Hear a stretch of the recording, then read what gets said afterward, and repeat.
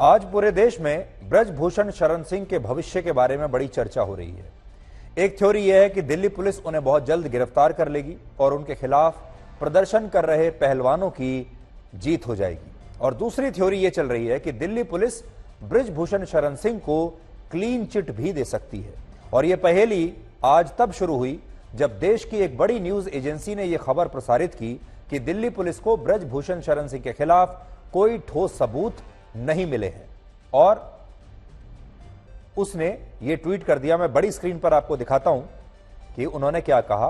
Delhi police में एक सूत्र के हवाले से उन्होंने कहा कि till now we have not found sufficient evidence to arrest Brijbhushan Sharan Singh.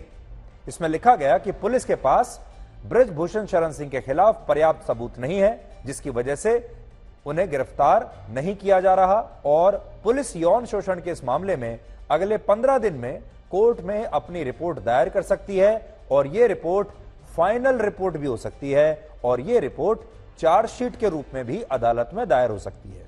और इसमें यह भी लिखा कि पुलिस को ब्रजभूषण शरण सिंह के खिलाफ ऐसा कोई सबूत नहीं मिला है जिससे खिलाड़ियों द्वारा उन पर लगाए गए आरोप साबित होते हों। अब सोचिए, ये एक बहुत बड़ी खबर है कि दिल्ली पुलिस का कोई वरिष्ठ अधिकारी ये कह दे कि हमें ब्रजभूषण सिंह के खिलाफ कोई ठोस सबूत मिला ही नहीं। इसका मतलब यह है कि दिल्ली पुलिस ब्रजभूषण शरण सिंह को क्लीन चिट देने की तैयारी कर रही है। इसके अलावा इसी में एक और ट्वीट भी था। इसी में एक यह भी लिखा था कि ब्रजभूषण शरण सिंह ना तो गवाहों को प्रभावित करने की कोशिश कर रहे हैं और ना ही उन्होंने सबूतों को नष्ट करने के लिए ऐसा कोई प्रयास किया है। इसलिए पॉक्सो एक्ट के मामले में उनके खिलाफ जो एफआईआर दर्ज हुई है उसमें उन्हें गिरफ्तार करने की भी कोई आवश्यकता नहीं है। और यह सब कुछ टॉप सोर्सेज इन दिल्ली पुलिस के हवाले से कहा गया, यानी दिल्ली पुलिस में जो उच्चतम सूत्र हैं उनके हवाले से यह खबर जो है प्रसारित की गई।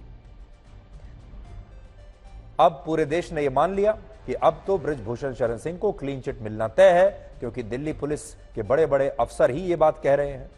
लेकिन इसके थोड़ी ही देर के बाद दिल्ली पुलिस ने फिर खुद से एक ट्वीट किया और अपने ट्वीट में लिखा कि ये सारी जानकारी गलत है और इस संवेदनशील मामले में पुलिस अपनी तरफ से सभी पहलुओं को ध्यान में रखते हुए अब भी जांच कर रही है। इसके अलावा दिल्ली पुलिस के पीआरओ ने यही खंडन न्यूज चैनल्स के तमाम रिपोर्टर्स के व्हाट्सएप ग्रुप पर भी जारी किया। लेकिन बाद में खंडन करने वाला यह ट्वीट और यह मैसेज जो दिल्ली पुलिस ने तमाम रिपोर्टर्स के व्हाट्सएप ग्रुप पर किया था, यह सब कुछ दिल्ली पुलिस ने खुद ही आज शाम को डिलीट कर दिया। जिसके बाद अब इस बात पर बहस छिड़ी हुई है कि क्या यह बात सही हो सकती है कि वाकई में अब तक की जांच में दिल्ली पुलिस को ब्रजभूषण शरण सिंह के खिलाफ यौन शोषण के पर्याप्त सबूत नहीं मिले हैं। क्योंकि अगर मिले हैं तो फिर दिल्ली पुलिस ने अपना वो ट्वीट डिलीट क्यों कर दिया जिसमें वो कह रही है कि न्यूज एजेंसी की खबर गलत है और हम अब भी जांच कर रहे हैं। डिलीट करने की क्या आवश्यकता थी? और यह बात हम इसलिए भी कह रहे हैं क्योंकि अब से कुछ देर पहले दिल्ली पुलिस के पीआरओ का एक नया बयान आया है और अपने नए बयान में उन्होंने इस बात पर कुछ भी कहने से इनकार कर दिया कि इस मामले की जांच कहां तक पहुंची है और पुलिस के पास ब्रजभूषण शरण सिंह के खिलाफ पर्याप्त सबूत हैं या नहीं। अब हम आपको अमेरिका लेकर चलते हैं, जहां राहुल गांधी की मोहब्बत की दुकान में आज खालिस्तान का झंडा लहराने लगा। आज अमेरिका के सैन फ्रांसिस्को में राहुल गांधी ने अपनी मोहब्बत की दुकान खोली और वहां मौजूद लोगों से कहा कि प्रधानमंत्री मोदी अब अपने आप को भगवान समझने लगे हैं। और उन्होंने ये भी कहा कि भारत में मुसलमान भी खतरे में हैं। राहुल गांधी का यह पूरा कार्यक्रम लगभग 55 मिनट तक चला और इस कार्यक्रम का जो थीम था वो यही था जो मैंने आपको बताया, मोहब्बत की दुकान। यानी कार्यक्रम का नाम ही मोहब्बत की दुकान है। लेकिन राहुल गांधी ने जैसे ही इस दुकान का शटर उठाया और मोहब्बत बांटनी शुरू की,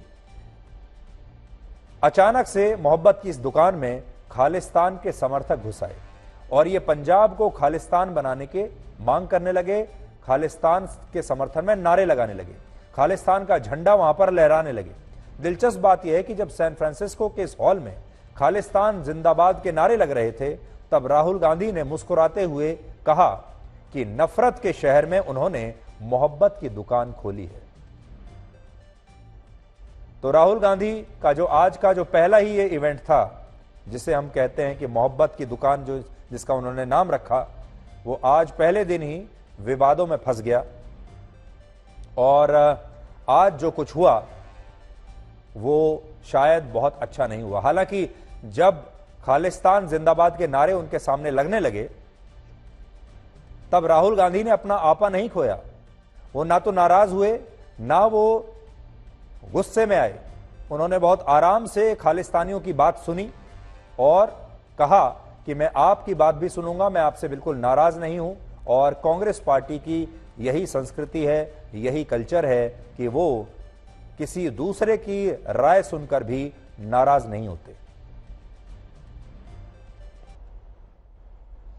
जिन खालिस्तानी समर्थकों ने ये भारत विरोधी नारे लगाए, वो तमाम समर्थक खालिस्तानी संगठन सिक्स फॉर जस्टिस की तरफ से आए थे। और ये वही संगठन है जिस पर भारत में प्रतिबंध लगा हुआ है। इससे भी बड़ी बात यह है कि राहुल गांधी का यह कार्यक्रम यूनिवर्सिटी ऑफ कैलिफोर्निया के एक हॉल में आयोजित हुआ था, लेकिन ये खालिस्तान का झंडा लेकर इस यूनिवर्सिटी के इस हॉल में बड़ी आसानी से पहुंच गए। राहुल गांधी ने भारत सरकार पर सरकारी एजेंसियों के दुरुपयोग का आरोप लगाया। इसके अलावा जब उनसे भारत में मुसलमानों की स्थिति पर सवाल पूछा गया तो ये तो उनका मनपसंद विषय है, इसलिए उन्होंने कहा कि आज भारत में मुसलमान ही नहीं बल्कि अल्पसंख्यक समुदाय के लोग और गरीब खुद को बहुत ही असहाय महसूस करते हैं। तो राहुल गांधी ने अब यह तय किया है कि अब वो भारत ही नहीं बल्कि दुनिया के अलग अलग हिस्सों में मोहब्बत की दुकान खोलेंगे, मोहब्बत के नए नए शोरूम्स खोलेंगे। और आज उन्होंने मोहब्बत की दुकान का जो पहला ओवरसीज शोरूम है या दुकान कह लीजिए, वो उन्होंने अमेरिका में सैन फ्रांसिस्को में खोली है। लेकिन एजेंडा वही है जो भारत जोड़ो आंदोलन के, भारत जोड़ो यात्रा के दौरान उनका था कि बार बार लोगों को ये बताना है कि नरेंद्र मोदी कैसे देश के लिए अच्छे नहीं हैं। बार बार ये बताना है कि कैसे नरेंद्र मोदी की सरकार भारत को आगे नहीं बल्कि पीछे लेकर जा रही है। साथ ही उन्होंने आज ये भी कहा कि उनकी भारत जोड़ो यात्रा को रोकने की बहुत कोशिश की गई, लेकिन आप खुद ही सोचिए कि उनकी भारत जोड़ो यात्रा को कब किसने कहां रोकने की कोशिश की। यह यात्रा इतनी स्मूथली चली, केरल से लेके कश्मीर तक ये जब चली तो ऐसी कोई घटना नहीं आई जहां कभी किसी ने राहुल गांधी को रोकने की कोशिश की हो, कहीं किसी ने रास्ता रोक दिया हो, कहीं किसी ने विरोध प्रदर्शन किया हो, ऐसा कुछ नहीं हुआ। लेकिन वो ऐसा कह रहे हैं कि उनकी यात्रा को रोकने की कोशिश हुई है।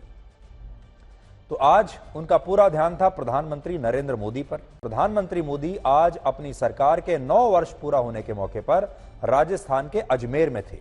और खास बात यह है कि राजस्थान में इसी साल विधानसभा चुनाव भी होने वाला है और यह प्रधानमंत्री मोदी का इस साल के शुरुआत से अब तक राजस्थान में चौथा दौरा है। सबसे पहले प्रधानमंत्री मोदी पुष्कर के ब्रह्मा मंदिर में गए। ये वहां का बहुत मशहूर प्रसिद्ध मंदिर है और यहां उन्होंने पूजा अर्चना की।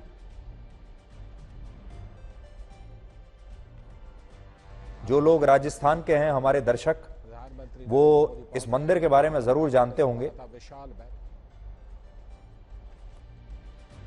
काफी सिद्ध स्थान माना जाता है इस मंदिर को।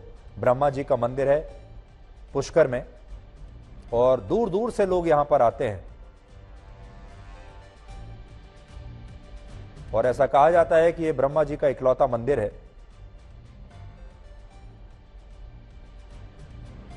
और यहां मंदिर के पुजारियों ने प्रधानमंत्री मोदी का विशेष स्वागत किया। उन्हें माला और फिर साफा पहनाया गया। इसके साथ ही एक तस्वीर भी उन्हें भेंट की गई। इसके बाद उन्होंने एक जनसभा को संबोधित किया और इसमें कांग्रेस पार्टी पर उन्होंने सीधा हमला किया। प्रधानमंत्री मोदी ने कहा कि कांग्रेस लूट में किसी तरह का भेदभाव नहीं करती। उसने देश के हर नागरिक को समान भाव से लूटा है और वो हर योजना में 85% कमीशन खाने वाली पार्टी है। अब आप सुनिए कि प्रधानमंत्री मोदी ने क्या कहा। इस हमले के बाद चीन की पुलिस ने सैकड़ों लोगों को गिरफ्तार किया और बहुत सारे लोग अब वहां लापता भी बताए जा रहे हैं। इसके अलावा स्थानीय पुलिस ने एक चेतावनी जारी करते हुए कहा कि अगर हमला करने वाले लोगों ने 6 जून से पहले सरेंडर कर दिया तो उन्हें कम सजा होगी, लेकिन अगर इसके बाद भी मस्जिद के अवैध ढांचे को गिराने से रोकने की कोशिश की गई तो फिर ऐसे लोगों के खिलाफ कड़ी से कड़ी कार्रवाई होगी और वो इसके लिए तैयार रहे। चीन का स्थानीय प्रशासन और पुलिस इस प्रांत की जिस मस्जिद के अवैध ढांचे को ध्वस्त करना चाहते हैं, उस मस्जिद का निर्माण वर्ष 1370 में हुआ था। सोचिए कितनी प्राचीन मस्जिद है। और यह मस्जिद जैसा आपने देखा बहुत पुरानी है, सैकड़ों वर्ष पुरानी है, 600 साल से भी ज्यादा पुरानी है। लेकिन स्थानीय प्रशासन का आरोप है कि पिछले कुछ वर्षों में इस मस्जिद का विस्तार हुआ है और इस दौरान इस मस्जिद के परिसर में कुछ नई मीनारें बना दी गईं और इसके ढांचे पर एक गुंबद का निर्माण भी कर दिया गया, जो कानून के अनुरूप नहीं था और इसीलिए इसे गिराया जा रहा है। वर्ष 2020 में चीन की एक अदालत ने यह आदेश दिया था कि जिन मस्जिदों में मीनारें और गुंबद बनाई गई हैं, पुलिस उन्हें अवैध मानकर उन पर बुलडोजर चला सकती है। और तब से लेकर अब तक, आज तक चीन में बहुत सारी मस्जिदों का रूप ऐसे ही बदल दिया गया है, यानी वहां पर गुंबद वाली मस्जिद अलाउड नहीं है। उदाहरण के लिए चीन में येनचुआन नाम की एक जगह है जहां मिंग राजवंश के शासन में वर्ष 1369 से 1644 के बीच एक मस्जिद का निर्माण हुआ।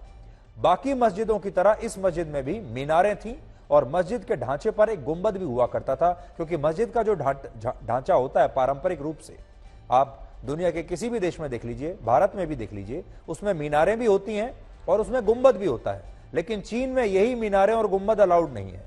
चीन की सरकार का मानना है कि इस मस्जिद को देखकर ऐसा लगता है कि यह चीन की नहीं बल्कि किसी मुस्लिम देश की या अरब देश की कोई मस्जिद है।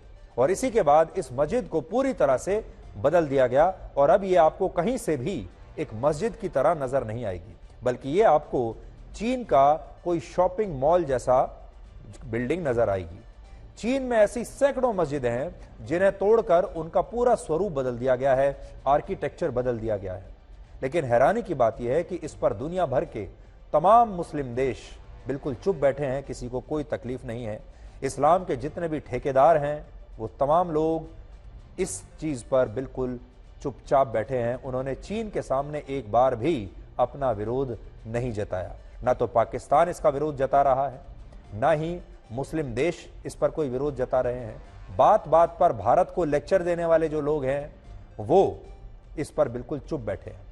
नुपुर शर्मा से लेकर कर्नाटक के स्कूल कॉलेजों में हिजाब पहनने के मुद्दे पर जिन 57 मुस्लिम देशों के संगठन ऑर्गेनाइजेशन ऑफ इस्लामिक कोऑपरेशन ने भारत की निंदा की थी, उनमें से एक भी देश ने चीन में इस तरह खुलेआम मस्जिदों को तोड़ने पर या मुसलमानों पर अत्याचार करने के लिए चीन की जरा भी आलोचना नहीं की है। और यहां बात सिर्फ इन मुस्लिम देशों की नहीं है।